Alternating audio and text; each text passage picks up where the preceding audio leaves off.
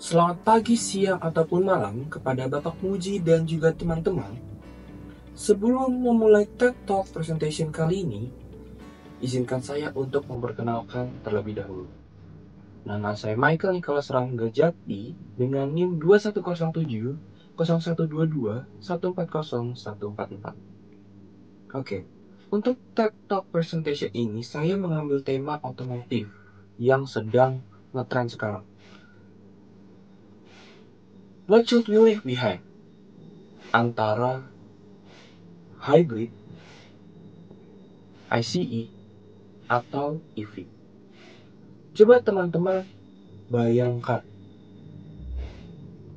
10 tahun ke depan teman-teman sedang menyetir ke kantor atau jalan-jalan sama keluarga, tapi ketika teman-teman menyetir, teman-teman hanya merasakan ketenangan, efisiensi, dan untuk mencapai masa depan itu kita harus membuat pilihan, dan pilihan itu kita mulai dari hari ini.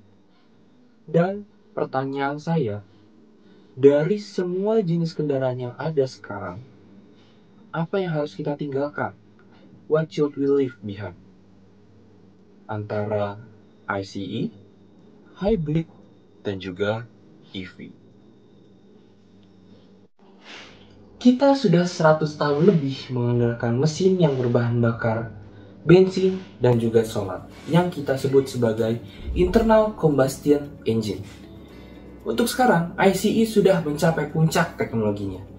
Jika kita lihat beberapa tahun ke belakang, mesin dengan kapasitas 2000 cc dengan mesin dengan kapasitas 2000 cc yang sekarang itu memiliki konsumsi bahan bakar yang berbeda. Tentu lebih irit yang sekarang dengan teknologi yang ada. Sekarang bermunculan banyak hybrid vehicle. Hybrid vehicle adalah kendaraan dengan dua jenis mesin yang berbeda, yaitu mesin bensin dan juga mesin listrik. Itu adalah sebuah transisi kita untuk kita beralih semua ke EV. Dan sekarang kita sudah memasuki era kendaraan listrik atau EV, electric vehicle. Dan untuk sekarang ini terjadi persimpangan besar di antara penduduk yang menggunakan mesin bensin yang masih mengisinya di SPBU, dan ada juga penduduk yang menggunakan mobil listrik yang sudah mengecas mobilnya di rumah. Oke, sekarang kita langsung aja membandingkan ketiga jenis dari mobil tersebut. Yang pertama dari segi emisinya. Untuk emisi, kita tahu bahwa ICE itu memiliki emisi yang sangat buruk sehingga dapat mencemari lingkungan sekitar. Emisi tersebut dihasilkan dari pembakaran di mobil tersebut. Kemudian untuk hybrid vehicle memang dia tetap masih memiliki emisi gas buang, tetapi tingkatnya tidak separah ICE murni. Dan yang ketiga adalah electric vehicle. Electric vehicle itu tidak memiliki emisi gas buang dengan catatan bahwa listrik yang digunakan itu adalah listrik yang terbarukan. Kemudian yang kedua adalah segi biaya operasional. Biaya operasional dari ICE itu sangat-sangat mahal. Kita tahu juga kalau harga bensin itu selalu naik dan turun setiap bulannya, sehingga bahan bakar untuk menjalankan mesin bensin tersebut itu tentunya sangat mahal. Kemudian yang kedua hybrid walaupun masih memakai bensin untuk menggerakkannya, tetapi karena dia perpaduan antara mesin bensin dan juga mesin listrik, jadi dia jarak tempuh yang dihasilkan itu dapat lebih jauh, sehingga pengisian untuk bahan bakarnya itu menjadi lebih jarang. Kemudian untuk electric vehicle, dia sama sekali murah untuk menjalankan mobilnya, karena kita tahu 1 kWh itu hanya sekitar berapa ribu rupiah, sehingga untuk menjalankannya electric vehicle itu menjadi lebih murah. Kemudian yang ketiga itu adalah infrastrukturnya.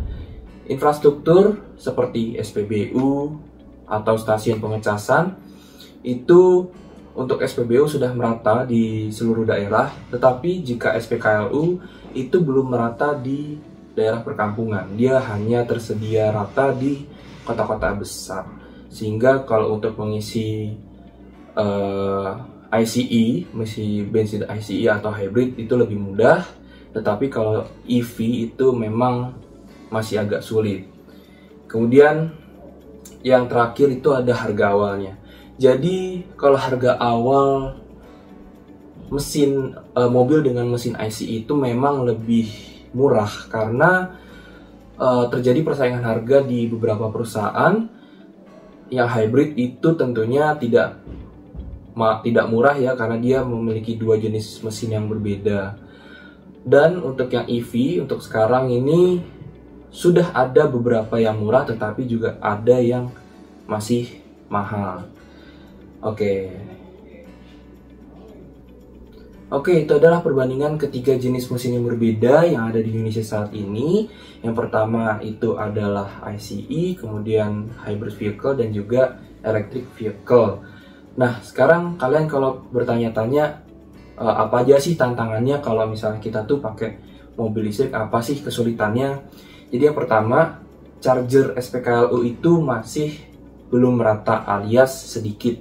Jadi kalau misalnya kalian itu mau road trip kemana gitu kan, itu kalian tuh harus memperhitungkan secara tepat berapa sisa jarak tempuh yang bisa ditempuh di mobil itu, supaya Anda tuh nggak telat untuk mengisi baterai mobil Anda dan Anda harus berhenti di jalan.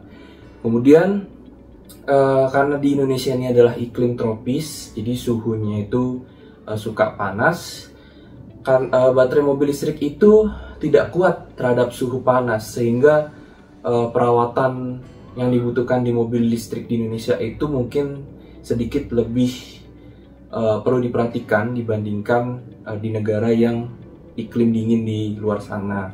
Kemudian bengkel-bengkel yang menangani mobil listrik itu sedikit.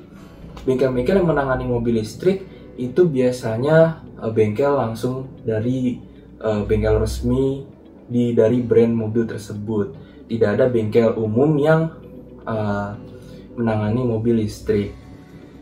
Kemudian kan saya itu adalah reviewer mobil ya, saya suka mengulas mobil. Jadi kalau misalnya saya libur kuliah, saya suka pulang dan juga nge-review beberapa mobil di sana. Jadi pengalaman saya menggunakan mobil listrik itu memang sangat nyaman gitu ya, karena dia tenang, gak ada suaranya. Kemudian pada saat berkendara pun feel-nya atau rasanya itu berbeda dengan mobil ICE ataupun hybrid biasa. Karena performa yang diberikan di mobil listrik itu lebih tinggi dibandingkan mobil ICE yang biasanya. Tetapi jika dilihat untuk jarak tempuh yang dapat dihasilkan dari EV itu memang lebih pendek dibandingkan mobil ICE biasa. Jadi kalau misalnya untuk saat ini jika mobil listrik itu ingin dipakai jarak jauh, mungkin harus diperbanyak stasiun pengecasannya. Oke, seperti kita tahu bahwa EV itu adalah masa depan dari transportasi, sehingga memang banyak orang yang menyukai perubahan, ada juga orang yang tidak menyukai perubahan. Jadi teknologi itu selalu kita dapat kembangkan tergantung dari mindset kita sendiri. Apakah kita memang mau melakukan perubahan atau enggak. Jadi setelah penjelasan saya tadi, saya ingin bertanya kepada teman-teman sekalian, kalau kita tuh ingin memiliki masa depan yang lebih bersih, lebih efisien, lebih tenang pula, sekarang dari penjelasan saya, sebenarnya apa sih yang perlu kita tinggalkan sekarang? What should we leave behind? Jadi judul TED Talk presentation ini adalah Driving into the Future. Bukan cuma mobil yang kita pakai, tapi soal keputusan yang kita ambil. Soal jalan mana yang kita pilih. Dan kadang untuk melanjutkan masa depan, kita harus meninggalkan yang lama di belakang. Bukannya melupakan sejarah, tapi kita akan menuliskan masa depan. So, what should we leave behind? You decide. Thank you.